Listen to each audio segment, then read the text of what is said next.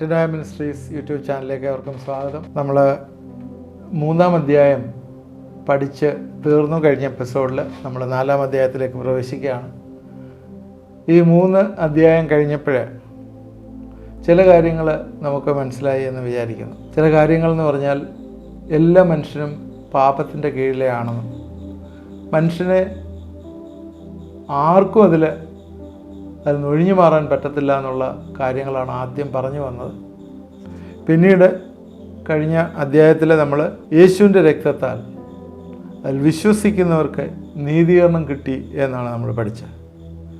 കൃപ അതിൻ്റെ ഉറവിടമാണ്, രക്തം, യേശുവിൻ്റെ രക്തം അതിൻ്റെ അടിസ്ഥാനമാണ്, വിശ്വാസമാണ് അതിലേക്കുള്ള പ്രവേശന മാർഗം. ഇങ്ങനെ ഉള്ള ചില കാര്യങ്ങൾ പൗലോസ് പ്രത്യേകിച്ചും ഈ ക്വസ്റ്റ്യൻ ആൻസർ മെത്തേഡിൽ 3-ാം അധ്യായത്തിൽ 15 ക്വസ്റ്റ്യൻസോളം ചോദിച്ചിട്ട് അതിന് ഉത്തരം പറയുകയാണ്. ഈ നേരത്തെ സൂചിപ്പിച്ച പോലെ 4, 5, 6, 7, 8 അധ്യായങ്ങളൊക്കെ വരുമ്പോഴത്തേക്ക് നമ്മൾ ബേസിക്കായിട്ടുള്ള ഡോക്ട്രിൻസ്, ബൈബിളിലെ വിശ്വാസ ഉപദേശങ്ങൾ നമ്മൾ മിക്കവാറും എല്ലാം പ്രധാനപ്പെട്ടതെല്ലാം കവർ ചെയ്യും. അതുകൊണ്ട് ഇതിനകത്ത് നമ്മൾ തുടർന്ന് മാനമായിട്ട് ചിന്തിക്കാൻ പോകുന്നത് ഈ 4-ാം അധ്യായത്തിലെ 3-ാം അധ്യായത്തിലുള്ള വിശ്വാസത്തിൻ്റെ നീതീകരണം ശരിക്കും യുക്തി കൊണ്ട് സ്ഥാപിച്ച ശേഷം 4-ാം അധ്യായത്തിൽ അതിൻ്റെ സാക്ഷ്യത്തിനായി പഴയ നിയമത്തിൽ നിന്ന് 2 പേരെ ഉദ്ധരിച്ച് പഠിപ്പിക്കുന്ന ഭാഗമാണ് 4-ാം അധ്യായം. 2 പേരെന്ന് പറഞ്ഞാൽ ഒന്ന് അബ്രഹാം, വിശ്വാസികളുടെ പിതാവ്, 2 ദാവീദ്, ദൈവത്തിൻ്റെ ഇഷ്ടപുരുഷൻ. ദാവീദ് രാജാവ് നമുക്കറിയാം, എല്ലാം ബൈബിളിലെ സങ്കീർത്തനങ്ങളും ഒക്കെ ഒരുപാട് എഴുതിയിരിക്കുന്ന മധുര ഗായകനായ ദാവീദ്. ഈ ദാവീദിനെക്കുറിച്ചും അബ്രഹാമിനെക്കുറിച്ചുമുള്ള ചില കാര്യങ്ങൾ, വിശ്വാസമുള്ള നീതീകരണം അവരുടെ ജീവിതത്തിൽ എങ്ങനെ വന്നു എന്നുള്ളത് ഇത് 4-ാം അധ്യായത്തിലെ പ്രൂവ് ചെയ്യാണ്. ന്യായപ്രമാണം കൊടുക്കുന്നതിന് 430 വർഷത്തിന് മുമ്പാണ് അബ്രഹാം ജീവിച്ചിരുന്നതെങ്കിൽ അത് കഴിഞ്ഞിട്ട് 500 വർഷത്തിന് ശേഷമാണ് ദാവീദ് ജീവിച്ചിരുന്നത്. ഈ കാലഘട്ടങ്ങൾ നമ്മൾ നോക്കുമ്പോൾ നമുക്ക് മനസ്സിലാവും. അതുകൊണ്ട് ഓരോ രീതിയിൽ ദൈവം എങ്ങനെയാണ് നീതീകരിച്ചത് എന്നും, ശരിക്കും ദൈവം നീതീകരിച്ച വിശ്വാസത്തിലാണ്, വിശ്വാസമുള്ള നീതീകരണത്തെക്കുറിച്ച് ആണ് കൂടുതലായിട്ട് ഇതിൽ പറയുന്നത്. നമുക്കറിയാം, ഇന്നെല്ലാ മതങ്ങളും പറയുന്നത്, മതങ്ങളെന്ന് ഞാൻ പറയുന്നത്, മതങ്ങൾ പറയുന്നത് കർമ്മമാർഗത്തിൽ കൂടി ദൈവത്തിങ്കിലെത്താം എന്നുള്ള ചിന്തയാണ് ഓരോ മതങ്ങളും പറയുന്നത്. നല്ല പ്രവൃത്തി, ചീത്ത പ്രവൃത്തി, ഈ 2 രീതിയിലുള്ള പ്രവൃത്തികളാണ്. നല്ല പ്രവൃത്തി ചെയ്താൽ ദൈവത്തിൽ എത്തിച്ചേരും എന്ന് ചിന്തിക്കുന്നുണ്ട്.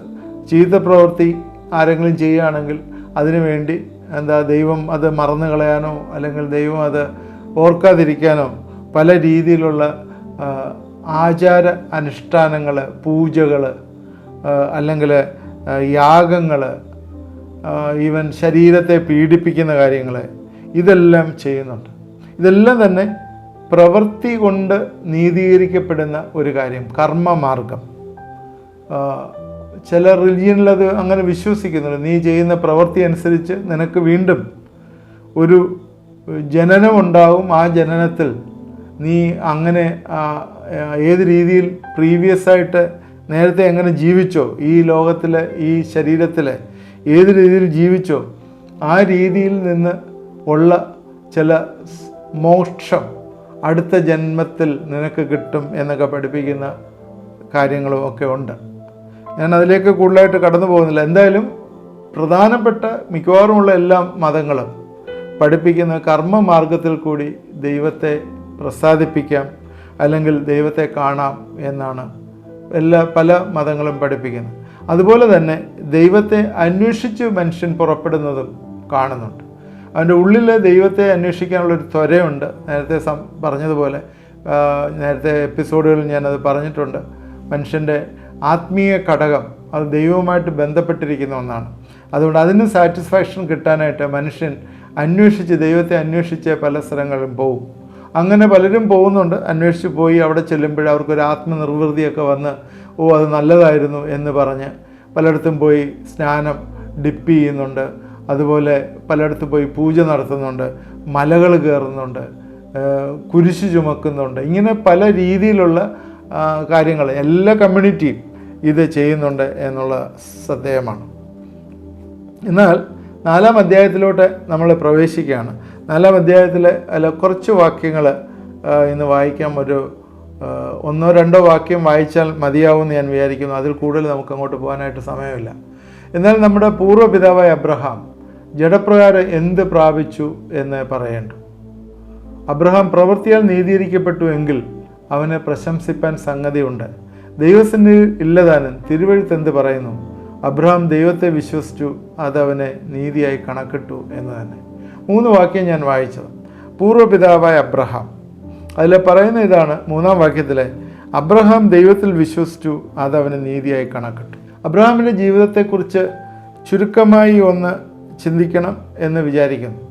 ഈ അധ്യായത്തിലെ ഒരു 5 പോയിൻ്റായിട്ട് ഈ അധ്യായത്തെ ഒന്ന് അറേഞ്ച് ചെയ്ത് നമ്മൾ വെച്ചാൽ 1 മുതൽ 8 വരെയുള്ള വാക്യങ്ങളിലെ Abraham was not justified by works, പ്രവൃത്തിയാൽ അബ്രഹാം നീതീകരിക്കപ്പെട്ടില്ല എന്ന് കാണുന്നു. 9 മുതൽ 12 വരെയുള്ള വാക്യങ്ങളിലെ Abraham was not justified by circumcision, അത് പരിച്ഛേദനയാൽ ആ ഓർഡിനൻസ് അത് പ്രകാരം അബ്രഹാം നീതീകരിക്കപ്പെട്ടില്ല എന്ന് കാണുന്നു. 13 തൊട്ട് 17 വരെയുള്ള വാക്യങ്ങൾ Abraham was not justified by law, ന്യായപ്രമാണ പ്രകാരം അബ്രഹാം നീതീകരിക്കപ്പെട്ടില്ല എന്ന് കാണുന്നു. ഇതെല്ലാം നീതീകരിക്കപ്പെട്ടില്ല എന്നുള്ള നീതീകരണം ആദ്യത്തെ പറയുന്ന 1-2 വാക്യങ്ങൾ നീതീകരണം വിശ്വാസത്താലാണ്. 2 മുതൽ 8 വരെ അബ്രഹാം നീതീകരണം പ്രവർത്തിയാൽ സാധിച്ചില്ല എന്ന് പറഞ്ഞു.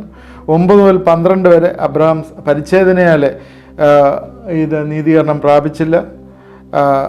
18 തൊട്ട് 22 വരെയുള്ള വാക്യങ്ങളിൽ Abraham was justified by faith. 18 തൊട്ട് 22 നീതീകരിച്ചത് എങ്ങനെയാണ്? വിശ്വാസത്താലാണ് അബ്രഹാം നീതീകരിച്ചത്. 23 തൊട്ട് 25 വരെയുള്ള വാക്യങ്ങളിൽ we are all justified by faith, നമ്മളെല്ലാവരും തന്നെ ഇതേ മാതൃക, അബ്രഹാമിൻ്റെ മാതൃകയിലെ നമ്മളെല്ലാവരും തന്നെ നീതീകരിക്കപ്പെടുന്ന വിശ്വാസത്താലാണ് എന്ന് പറഞ്ഞു. ഇങ്ങനെയാണ് അത് അറേഞ്ച് ചെയ്തിരിക്കുന്നത്. അബ്രഹാം ദൈവത്തിൽ വിശ്വസിച്ചു, അതവനെ നീതിയായി കണക്കിട്ടു. അബ്രഹാമിൻ്റെ ജീവിതം എടുത്തു നോക്കുമ്പോഴേ നമുക്ക് പഴയ നിയമത്തിൽ നിന്ന് അബ്രഹാമിൻ്റെ ഒരു ചെറിയൊരു ചിത്രം നമുക്ക് കാണാം. ഉൽപ്പത്തി പുസ്തകം 15-ാം അധ്യായത്തിലാണ് അബ്രഹാമിൻ്റെ ചില ചരിത്രങ്ങളായിട്ട് അതിൽ കാണുന്നത്. 15:6 ഇങ്ങനെയാണ് എഴുതിയിരിക്കുന്നത്. ഒരു പ്രോമിസ്, ഒരു വാഗ്ദത്തം അവന് കൊടുത്ത്, അബ്രഹാമെ ഭയപ്പെടേണ്ട, ഞാൻ നിൻ്റെ പരിചയം നിൻ്റെ അതിമഹത്തായ പ്രതിഫലവുമാകുന്നു. അതിന് അബ്രഹാം കർത്താവായ യഹോവേ, നീ എനിക്ക് തരും, ഞാൻ മക്കളില്ലാത്തവനായി നടക്കുന്നുവല്ലോ, എൻ്റെ അവകാശി ദമ്മേശക്കാരനായ ഈ എലയാസർ അത്രേ എന്ന് പറഞ്ഞു. നീ എനിക്ക് സന്തതിയെ തന്നിട്ടില്ല, എൻ്റെ വീട്ടിൽ ജനിച്ച ദാസൻ എൻ്റെ അവകാശിയാകുന്നുവെന്ന് അബ്രഹാം പറഞ്ഞു. അവൻ നിൻ്റെ അവകാശിയാകുകയില്ല, നിൻ്റെ ഉദരത്തിൽ നിന്ന് പുറപ്പെടുന്നവൻ തന്നെ നിൻ്റെ അവകാശിയാകുമെന്ന് യഹോവയുടെ അരുളപ്പാടുണ്ടായി. പിന്നെ അവനെ പുറത്തു കൊണ്ടുപോയി, നീ ആകാശത്തേക്ക് നോക്കുക, നക്ഷത്രങ്ങൾ എണ്ണുവാൻ കഴിയുമെങ്കിൽ എണ്ണുക എന്ന് കൽപ്പിച്ചു. നിൻ്റെ സന്തതി അങ്ങനെയാകും എന്ന് അവനോട് കൽപ്പിച്ചു. അവൻ യഹോവയിൽ വിശ്വസിച്ചു, അതവനെ നീതിയായി കണക്കിട്ടു. അബ്രഹാമിൻ്റെ ജീവിതത്തിലെ ആദ്യം കാണുന്നത് അബ്രഹാം ഒരു കൂട്ടം രാജാക്കന്മാരെ തോൽപ്പിച്ചിട്ട് തൻ്റെ സഹോദരനായ ലോത്തിനെ വിടുവിച്ചു കൊണ്ടുവരികയാണ്. അബ്രഹാമിന് ചെറിയൊരു പേടി ഉണ്ടായിരുന്നു എന്ന് കരുതപ്പെടുന്നു. കാരണം എന്താണ്? ഇവർ വന്ന് വല്ലതും അറ്റാക്ക് ചെയ്യുമോ, ഈ രാജാക്കന്മാരെയൊക്കെ ധൈര്യത്തിൽ പോയി തോൽപ്പിക്കുകയാണ്. അതെല്ലാം ചെറിയൊരു ഭയം അബ്രഹാമിന് ഉണ്ടായിരുന്നു എന്ന് നമ്മൾ ചിന്തിക്കണം. എന്നാൽ ഈ ഭയത്തിൽ നിന്ന് ആണ് അബ്രഹാം ദൈവവുമായിട്ടുള്ളൊരു സംഭാഷണം ഇവിടെ കാണുന്നത്. അബ്രഹാമെ ഭയപ്പെടേണ്ട എന്ന് പറഞ്ഞിട്ടാണ് തുടങ്ങുന്നത്. ഞാൻ നിൻ്റെ പരിചയം നിൻ്റെ അതിമഹത്തായ പ്രതിഫലവുമാകുന്നു. ഉടൻ തന്നെ അബ്രഹാം ദൈവത്തിൻ്റെ സന്നിധിയിലെ തൻ്റെ ആവലാതികളെ ബോധിപ്പിക്കുന്ന അബ്രഹാം. എന്താണ്? അതുവരെയും ഒരു സന്തതിയില്ല. അവൻ്റെ ദാസൻ എന്ന് പറഞ്ഞ എലയാസർ അവൻ്റെ അവകാശിയായി തീരും എന്നുള്ള ചിന്ത അബ്രഹാമിനെ ഭരിച്ചിരുന്നു. അവിടെ വെച്ചിട്ട് ദൈവം അവനോടൊരു പ്രോമിസ് ചെയ്യാണ്. എന്താണ് പ്രോമിസ് ചെയ്ത്? നീ ആകാശത്തിലേക്ക് നോക്കുക, നിനക്ക് നക്ഷത്രങ്ങളെ നോക്കുമ്പോൾ നിനക്ക് എണ്ണാമെങ്കിൽ എണ്ണിക്കൂ, നിൻ്റെ സന്തതി ഇങ്ങനെയാകും എന്ന് അവനോട് കൽപ്പിച്ചു. അത് കഴിഞ്ഞ് 6-ാം വാക്യത്തിൽ ഇങ്ങനെയാണ് എഴുതിയിരിക്കുന്നത്, അവൻ യഹോവയെ വിശ്വസിച്ചു, അത് അവന് നീതിയായി കണക്കിട്ടു. ഈ അധ്യായത്തിൽ നമ്മൾ ശ്രദ്ധിക്കേണ്ട ഒരു കാര്യം, ഈ അധ്യായത്തിൽ ഈ കണക്കിട്ടു എന്ന് പറയുന്ന 2-3 വാക്കുകൾ ഇതിൽ റിപ്പീറ്റ് ചെയ്ത് യൂസ് ചെയ്യുന്നുണ്ട്. 1 നീതി, 2 വാക്തത്വം, 3 വിശ്വാസം, 4 കണക്കിട്ടു. ഇങ്ങനെ ഈ 4 വാക്കുകൾ റിപ്പീറ്റായിട്ട് യൂസ് ചെയ്യുന്നുണ്ട്.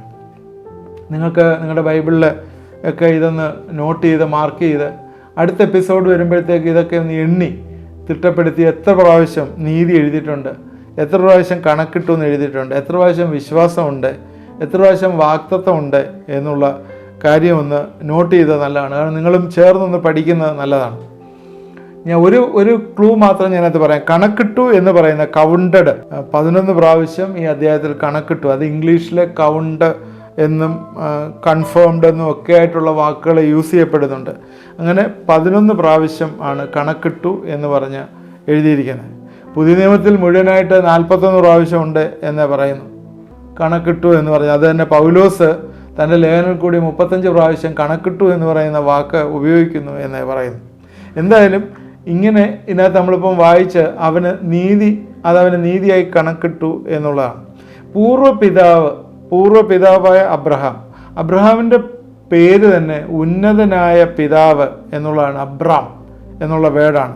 ദൈവം അവനെ മാറ്റി അവൻ്റെ പേര് നീ ബഹുജാതികളുടെ പിതാവ് അല്ലെങ്കിൽ വിശ്വാസികളുടെ പിതാവ് എന്നുള്ള പേര് അബ്രഹാമാക്കി മാറ്റി എന്ന് നമ്മൾ മനസ്സിലാക്കുന്നു. അതുകൊണ്ട് ദൈവം ഈ വിശ്വാസത്തിൽ എന്ന് വെച്ചാൽ ദൈവം പറഞ്ഞത് അവൻ വിശ്വസിച്ചു. അബ്രഹാമിനെ സംബന്ധിച്ചിടത്തോളം അവന് പ്രവൃത്തികളിൽ ഒരുപാട് പ്രവൃത്തി എന്ന് പറഞ്ഞാൽ അവൻ ചെയ്ത നീതിപ്രവൃത്തി എൻ്റെ ഒരുപാട് നീതീകരിക്കുവാൻ അല്ലെങ്കിൽ അവനെ പ്രശംസിക്കുവാനായിട്ട് ഒരുപാട് സംഗതിയുണ്ട്. അത് 2-ാം വാക്യത്തിൽ പറയുന്നത്. എന്നാൽ അതിനൊക്കെ ഉപരിയായിട്ട് പൗലോസൂടെ പറയുന്നത് ദൈവത്തെ വിശ്വസിച്ചതുകൊണ്ട് അത് അവന് നീതിയായി കണക്കിട്ടു. ദൈവത്തെ വിശ്വസിച്ചത് എന്താണ്? ഇത് ഈ പ്രോമിസ്. ഈ ഉൽപ്പത്തി പുസ്തകം 15-ാം അധ്യായത്തിൻ്റെ 6-ാം വാക്യത്തിലുള്ള പ്രോമിസാണ്. 2-ാം വാക്യത്തിലെ തിരുവെഴുത്ത് എന്ത് പറയുന്നു? ആദ്യം തന്നെ ക്വസ്റ്റ്യൻസ് ആണ്. എന്നാൽ നമ്മുടെ പൂർവ്വപിതാവായ അബ്രഹാം ജഡപ്രകാരം എന്ത് പ്രാപിച്ചു എന്ന് പറയേണ്ടു എന്ന് പറഞ്ഞ് ക്വസ്റ്റ്യൻ മാർക്കാണ്. അത് കഴിഞ്ഞിട്ട് വീണ്ടും പറയുന്ന തിരുവെഴുത്ത് എന്ത് പറയുന്നു എന്ന് പറഞ്ഞ് അതും ക്വസ്റ്റ്യൻ മാർക്കാണ്. എന്ന് കഴിഞ്ഞിട്ട് അത് പറഞ്ഞിട്ടാണ് അബ്രഹാം ദൈവത്തെ വിശ്വസിച്ചു എന്ന് പറഞ്ഞ് അത് നീതിയായി കണക്കിട്ടു എന്ന് പറയുന്നത്. പ്രവൃത്തി എന്ന് പറയുന്നൊരു വാക്കോടുണ്ട്. അബ്രഹാം പ്രവൃത്തിയാൽ നീതീകരിക്കപ്പെട്ടു എങ്കിൽ, ഈ പ്രവൃത്തി എന്ന് പറയുന്നത് എന്താണ് ഉദ്ദേശിക്കുന്നത് വെച്ചാൽ അവന് ചെയ്ത നീതി പ്രവൃത്തികൾ അതാണ് അവിടെ ഉദ്ദേശിക്കുന്നത്. ജഡപ്രകാരം ചെയ്യുന്ന പ്രവൃത്തികൾ അതാണ് അവിടെ ഉദ്ദേശിക്കുന്നത്. അന്നേരം അത് വെച്ച് അല്ല അബ്രഹാം പ്രവൃത്തിയാൽ നീതീകരിക്കപ്പെട്ടു എന്ന് സ്വന്തം നിലയിൽ അവന് പ്രശംസിക്കാമെന്നാലും ദൈവസന്നിധിയിൽ അതങ്ങനെയല്ല. ദൈവസന്നിധിയിൽ പ്രശംസിക്കേണ്ടതിന് എന്തെങ്കിലും ചെയ്യണമെങ്കിൽ ദൈവത്തിൽ നിന്ന് എന്തെങ്കിലും പ്രാപിപ്പാനായിട്ട് എങ്ങനെയാണ് ചെയ്യുന്നത്? നമ്മുടെ ദൈവത്തിൻ്റെ കൃപയാലും കരുണയാലും മാത്രമാണ്. അതുകൊണ്ടാണ് വിശ്വാസത്തിൻ്റെ പ്രാധാന്യം അവിടെ വരുന്നത്. വിശ്വസിക്കുമ്പോൾ മാത്രമാണ് നമുക്ക് ഈ നീതിയായി ദൈവം അത് കണക്കിടുന്നത് എന്ന് കാണുന്നു. ഇതേ കാര്യം തന്നെ യാക്കോബിൻ്റെ ലേഖനം 2-ാം അധ്യായത്തിൻ്റെ 22 മുതൽ 24 വാക്യങ്ങളിൽ എഴുതിയിട്ടുണ്ട്. അതിലെഴുതിയിരിക്കുന്നതാണ്, നമ്മുടെ പിതാവായ അബ്രഹാം തൻ്റെ മകനായ ഇസാക്കിനെ യാഗപീഠത്തിന്മേൽ അർപ്പിച്ചിട്ട് പ്രവൃത്തിയാലല്ലയോ നീതീകരിക്കപ്പെട്ടത്. അവൻ്റെ പ്രവൃത്തിയോടുകൂടെ വിശ്വാസം വ്യാപരിച്ചു എന്നും പ്രവൃത്തിയാൽ വിശ്വാസം പൂർണ്ണമായി എന്നും നീ കാണുന്നുവല്ലോ. അബ്രഹാം ദൈവത്തിൽ വിശ്വസിക്കുകയും അത് നീതിയായി കണക്കിടുകയും ചെയ്യുന്നുള്ള തിരുവെഴുത്ത് നിവൃത്തിയായി അവൻ ദൈവത്തിൻ്റെ സ്നേഹിതൻ എന്ന പേർ പ്രാപിച്ചു. അങ്ങനെ മനുഷ്യർ വെറും വിശ്വാസമല്ല പ്രവൃത്തികളാൽ തന്നെ നീതീകരിക്കപ്പെടുന്നു. ഇവിടെ ഒരു കാര്യം കൂടി ഇവിടെ വരുന്നുണ്ട്, ഒരു പ്രധാനപ്പെട്ട ഒരു ചിന്ത വരുന്നുണ്ട്. റോമർക്കെഴുതിയ ലേഖനത്തിനകത്ത് പ്രവൃത്തിയെക്കുറിച്ച് പറയുന്ന ഒരു ഭാഗം നമ്മൾ ചിന്തിച്ചല്ലോ. അബ്രഹാം പ്രവൃത്തിയാൽ നീതീകരിക്കപ്പെട്ടു എങ്കിൽ അതിന് പ്രശംസിപ്പാൻ സംഗതിയുണ്ട് എന്ന് പറഞ്ഞൊരു ഭാഗം ഇവിടെ കാണിക്കുന്നത് ശരിക്കും പറയുന്നത് ഇങ്ങനെയാണ്. അബ്രഹാമിനൊരു പുത്രനുണ്ടായി, ഇസാക്ക്. പിന്നീടുള്ള കാര്യമാണ്. ആ ഇസാക്കിനെ യാഗം കഴിക്കാനായിട്ട് പറഞ്ഞപ്പോഴേ അബ്രഹാം കൊണ്ടുപോയി യാഗം കഴിക്കുവാനായിട്ട്, കൂട്ടാക്കാതെ കൊണ്ടുപോയി യാഗം കഴിക്കുവാനായി കൊണ്ടുപോയി. അവിടെ ഒരു പ്രവൃത്തി അവിടെ കാണുന്നുണ്ട്, വിശ്വാസത്തിൻ്റെ പൂർത്തീകരണം ആ പ്രവൃത്തിയിൽ. അതാണ് യാക്കോബ് പറയുന്ന പ്രവൃത്തി. അപ്പോൾ നമ്മൾക്ക് വിശ്വാസമുണ്ടെങ്കിൽ അത് പ്രവൃത്തിയിൽ കൂടി പൂർത്തീകരിക്കണം എന്നുള്ളൊരു ചിന്തയാണ് അവിടെ നിന്ന് വരുന്നത്. അത് മാത്രമല്ല, ഏറ്റവും വലിയൊരു ചിന്ത അബ്രഹാമിന് അന്ന് വന്നത്, എനിക്ക് ഈ കുഞ്ഞിനെ അല്ലെങ്കിൽ ഇസാക്കിനെ തരാനായിട്ട് ദൈവത്തിന് കഴിഞ്ഞെങ്കിൽ, ഇസാക്കിനെ യാഗം കഴിച്ചാൽ, ദൈവം പറഞ്ഞതനുസരിച്ച് ഇസാക്കിനെ യാഗം കഴിച്ചാൽ അവനെ ഉയർപ്പിക്കുവാനും ദൈവത്തിന് കഴിയും എന്നുള്ള വലിയൊരു ചിന്ത അവിടെ വന്നു. എന്ന് പറഞ്ഞാൽ വേറൊന്നുമല്ല, അബ്രഹാം ഉയർപ്പിൽ വിശ്വസിച്ചു എന്നുള്ളൊരു ചിന്തയാണ് അവിടെ വരുന്നത്. ദൈവം അബ്രഹാമിനെ നീതീകരിച്ചത് വിശ്വാസം മൂലമാണ്. അങ്ങനെ യാക്കോബിൻ്റെ ലേഖനത്തിൽ പറയുന്ന അങ്ങനെ മനുഷ്യർ വെറും വിശ്വാസമല്ല പ്രവൃത്തികളാൽ തന്നെ നീതീകരിക്കുന്നു എന്നും കാണുന്നു. അതിലെ പ്രവൃത്തി അവിടെ വന്നു, വിശ്വാസവും വന്നു. വിശ്വാസത്തിലാണ് നീതീകരണം എന്ന് പ്രൂവ് ചെയ്യാനായിട്ടാണ് ഈ ഭാഗം റോമർക്ക് എഴുതിയ ലേഖനത്തിൽ വന്നത്. എന്നാൽ ഞാനത് ഒരു പടി കൂടി പറയുകയാണ്, വിശ്വാസത്തിൻ്റെ പൂർത്തീകരണം പ്രവൃത്തിയിൽ കൂടി വെളിപ്പെടുന്നു എന്നുള്ളത്. ഇന്നത്തെ ചിന്ത നമുക്കിവിടെ അവസാനിപ്പിക്കാം. നമ്മൾ 3 വാക്യം മാത്രമാണ് ചിന്തിച്ച്, അത് തന്നെ വീണ്ടും ചിന്തിക്കാനായിട്ടുണ്ട്. അതുകൊണ്ട് പ്രവൃത്തി ഇല്ലാത്ത വിശ്വാസം നിർജ്ജീവമെന്ന് പറഞ്ഞ് ആ യാക്കോബിൻ്റെ ലേഖനം ഇവിടെ കൊണ്ടുവന്ന് നിങ്ങളെ കൺഫ്യൂഷനാക്കാനല്ല, ശരിക്കും അത് വിശ്വാസത്തിൻ്റെ ഒരു പ്രതിഫലനം പ്രവൃത്തികൾക്കൂടെ കാണണം എന്ന് മാത്രമേ പറഞ്ഞുള്ളൂ. പ്രവൃത്തിയുടെ കാര്യവും അവിടെ പറയുന്നുണ്ട്, പൗലോസ് പറയുന്നുണ്ട്. അതുകൊണ്ടാണ് അത് കൊണ്ടുവന്നത്. ഇന്നത്തെ നമ്മുടെ പഠനത്തിൽ നിന്നുള്ള ടേക്ക് അവേ എന്താണ്? നമ്മൾ അതിൻ്റെ അകത്ത് ഏറ്റവും പ്രധാനമായിട്ടുള്ളൊരു ടേക്ക് അവേ ആയിട്ട് നമുക്ക് കാണേണ്ടത്, ഒരുപാട് പ്രവൃത്തികൾ ചെയ്ത് കൂട്ടുന്ന അല്ല രക്ഷാമാർഗം എന്ന് പറയുന്നത്. മനുഷ്യൻ ദൈവത്തെ അന്വേഷിച്ചു പോവുകയോ ഒരുപാട് കർമ്മമാർഗങ്ങൾ ചെയ്യുന്നതോ അല്ല രക്ഷാമാർഗം എന്ന് പറയുന്നത്. രക്ഷാമാർഗം എന്ന് പറഞ്ഞാൽ സിമ്പിൾ, അത് സിമ്പിളായിട്ടുള്ളൊരു കാര്യം, ദൈവം പറഞ്ഞത് വിശ്വസിക്കുക എന്നുള്ളതാണ്. ദൈവം പറയുന്നത് വിശ്വസിക്കാതെ, കഴിഞ്ഞ എപ്പിസോഡിൽ നമ്മൾ പറഞ്ഞതാണ് അവിശ്വാസം എന്ന് പറയുന്നത് പാപമാണ്. ദൈവം പറഞ്ഞത് വിശ്വസിക്കുക എന്നുള്ളതാണ്. ദൈവം പറഞ്ഞ എന്താണ്? ദൈവത്തിൻ്റെ കൽപ്പനകൾ ഒക്കെ ഇങ്ങനെ ബൈബിളിലുണ്ട്. ഏറ്റവും പ്രധാനമായിട്ട് 2 കൽപ്പനകളാണ് യേശുക്രിസ്തു പറഞ്ഞ് പഠിപ്പിച്ചത്. ഒന്ന്, ദൈവമായ കർത്താവിനെ പൂർണ്ണ ഹൃദയത്തോടും പൂർണ്ണ ആത്മാവോടും പൂർണ്ണ മനസ്സോടും കൂടെ സ്നേഹിക്കണം. രണ്ടാമത് പറഞ്ഞ് നിൻ്റെ അയൽക്കാരനെ നിന്നെ പോലെ സ്നേഹിക്കണം. സകല ന്യായപ്രമാണവും പ്രവാചകന്മാർ ഇതിൽ അടങ്ങിയിരിക്കും. ഇത് നമുക്ക് ചെയ്യാൻ പറ്റുമോ? ദൈവത്തോടുള്ള റിലേഷൻഷിപ്പും മറ്റുള്ളവരുടെ റിലേഷൻഷിപ്പും ഏത് രീതിയിലാണെന്ന് നമുക്കൊന്ന് വിശകലനം ചെയ്യാം. നമുക്ക് പ്രാർത്ഥിക്കാനുള്ള സമയമാണ്. നമുക്ക് പ്രാർത്ഥിക്കാം. തീർച്ചയായും ഈ ചിന്തകൾ തുടർന്ന് നമ്മൾ ചിന്തിക്കുന്നതാണ്. നിങ്ങളെല്ലാവരും എന്നോടൊപ്പം ഇതിനോട് കൂടെ ഉണ്ടായിരിക്കണം. ദൈവം നമ്മളെ അനുഗ്രഹിക്കട്ടെ. ദൈവമായ കർത്താവെ, ഇത് കണ്ടുകൊണ്ടിരിക്കുന്ന പ്രിയപ്പെട്ടവരെല്ലാം ഞങ്ങളെ ചേർത്ത് പ്രാർത്ഥിക്കുന്നു. ദൈവമേ, നീ അനുഗ്രഹിക്കണമേ, സഹായിക്കണമേ. എല്ലാവരും കർത്താവെ, നിൻ്റെ കൃപ ഈ ദിവസങ്ങൾ പകരണമേ. വിശ്വാസം അധികമായി ഞങ്ങളുടെ ഹൃദയങ്ങൾ തരണം. നീതീകരണം വിശ്വാസാൽ ആണ്, പ്രവൃത്തിയാലല്ല എന്ന് ഞങ്ങൾ കണ്ടു. കർത്താവെ, പ്രവൃത്തി എന്ന് ഉദ്ദേശിക്കുന്നത് ദൈവത്തിലേക്ക് എത്തിച്ചേരാനുള്ള പ്രവൃത്തിയെക്കുറിച്ചാണ്. എന്നാൽ വിശ്വാസം പ്രവൃത്തിയിൽ കൂടി ഞങ്ങളെ കാണിച്ചു കൊടുക്കേണ്ടതാവുന്നു എന്നും അറിയുന്നു. കർത്താവെ, തുടർന്ന് ചിന്തിപ്പാനായിട്ട് ഞങ്ങളെ സഹായിക്കണമേ, ഇടവരുത്തണമേ എന്ന് പ്രാർത്ഥിക്കണം. ദൈവമേ, നിൻ്റെ കരങ്ങളിലേക്ക് ഈ കണ്ടുകൊണ്ടിരിക്കുന്ന എല്ലാവരെയും ഏൽപ്പിച്ച് പ്രാർത്ഥിക്കുന്നു. ആരെങ്കിലും രോഗത്തിലോ പ്രയാസത്തിലോ അതുപോലെ മാനസികമായിട്ടുള്ള പിരിമുറുക്കങ്ങളിലോ ഇരിക്കുന്നെങ്കിൽ അവരെ നിൻ്റെ കരങ്ങളിലേക്ക് സമർപ്പിച്ച് പ്രാർത്ഥിക്കുന്നു. കർത്താവെ, നീ അനുഗ്രഹിക്കണമേ. വീണ്ടെടുപ്പ് കർത്താവെ നീ അയക്കണമേ എന്ന് ഞങ്ങളെ പ്രത്യേകം പ്രാർത്ഥിക്കുന്നു. കർത്താവെ, ശരീരത്തിലെ വേദനകൾ കർത്താവെ എത്രയൊക്കെ ട്രീറ്റ് ചെയ്തിട്ട് മാറാത്ത വേദനകളുള്ള ചില വ്യക്തികളെ ദൈവകരങ്ങളിലേക്ക് ഏൽപ്പിച്ച് പ്രാർത്ഥിക്കുന്നു. ദൈവമേ, നീ സൗഖ്യമാക്കണമേ, വിടുവിക്കണമേ. കർത്താവെ, ഈ ദിവസങ്ങളിലെ ദൈവത്തിൻ്റെ വലിയ കൃപ അവരോട് കൂടെ ഇരിക്കട്ടെ എന്ന് പ്രാർത്ഥിക്കുന്നു. എല്ലാ വേദനയിൽ നിന്നുള്ള വിടുതൽ കൊടുക്കുകയും സഹായിക്കുകയും ചെയ്യണമെന്ന് പ്രാർത്ഥിക്കുന്നു. അതുപോലെ കർത്താവെ, ജോലി സംബന്ധമായിട്ട് ചില പ്രശ്നങ്ങളായിരിക്കുന്ന ചില വ്യക്തികളെ കർത്താവെ നിൻ്റെ കരങ്ങളിലേക്ക് സമർപ്പിക്കുന്നു. പല ആപ്ലിക്കേഷൻസൊക്കെ അയച്ചു, എന്നിട്ടൊന്നും എങ്ങുന്ന ഒരു ജോലി ആകുന്നില്ല. നിങ്ങൾ വിശ്വാസത്തോടെ എന്നോട് പ്രാർത്ഥിക്കുമോ? ഈ നാളുകളിൽ ഇന്ന് തൊട്ട് കൗണ്ട് ചെയ്തു, അതിന് അധികം നാളില്ലാതെ അധികം ദിവസങ്ങൾ കഴിയുന്നതിന് മുമ്പ് തന്നെ നിങ്ങളുടെ ഭവനത്തിൽ ഒരു സന്തോഷ വാർത്ത ജോലിയുമായിട്ട് വന്നു ചേരും. യേശുവിൻ്റെ നാമത്തിൽ അനുഗ്രഹിച്ച് ഞങ്ങളെ പ്രാർത്ഥിക്കുന്നു. ദൈവമേ, വലിയ നന്മകൾ നീ അയക്കണമേ, സഹായിക്കണമേ. പ്രാർത്ഥന കേട്ടുകൊണ്ടിരിക്കുന്ന എല്ലാവരെയും നീ അനുഗ്രഹിക്കണം. എന്നോട് ചേർന്ന് പ്രാർത്ഥിക്കുന്നവരെ അനുഗ്രഹിക്കണം. യേശുക്രിസ്തുവിൻ്റെ നാമത്തിൽ പ്രാർത്ഥിക്കുന്നു, കേൾക്കുമാറാകണമേ. ആമേൻ. ഇത് കണ്ടുകൊണ്ടിരുന്ന എല്ലാവരെയും ദൈവം അനുഗ്രഹിക്കട്ടെ. തുടർന്ന് ഇത് വാച്ച് ചെയ്യണം. എല്ലാ ദിവസവും 9:30 മണിക്ക് നിങ്ങളുടെ ഭവനത്തിൽ എത്തുന്നതാണ്. ആദ്യമായിട്ട് കാണുന്നവർ സബ്സ്ക്രൈബ് ചെയ്യണം. എൻ്റെ ലിങ്ക് നിങ്ങൾ ഫേസ്ബുക്ക് വഴിയോ അല്ലെങ്കിൽ വാട്സാപ്പ് വഴിയോ മറ്റുള്ളവർക്ക് ഷെയർ ചെയ്ത് കൊടുത്താൽ നല്ലതായിരിക്കും. ദൈവം നമ്മളെ എല്ലാവരെയും അനുഗ്രഹിക്കട്ടെ.